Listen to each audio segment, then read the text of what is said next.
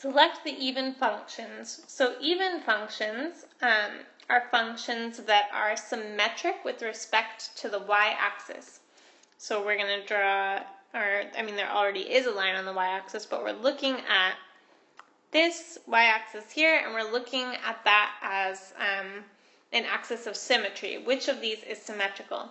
Well, it looks like this blue line is symmetrical.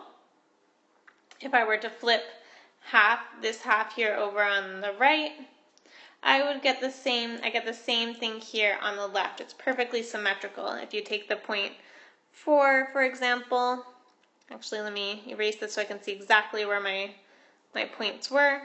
If I take the point 4 on the, as the input, I get an output of 4 here. If we go over to negative 4, I also get an output of 4, so both of those have an output of 4, that's symmetrical.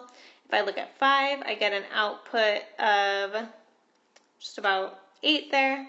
If I look at negative 5, or sorry, that's 6. If I look at negative 5, I also get an output of about 6 there. So yes, we have the same output on both sides for the same absolute value of inputs here. So the blue line is symmetrical.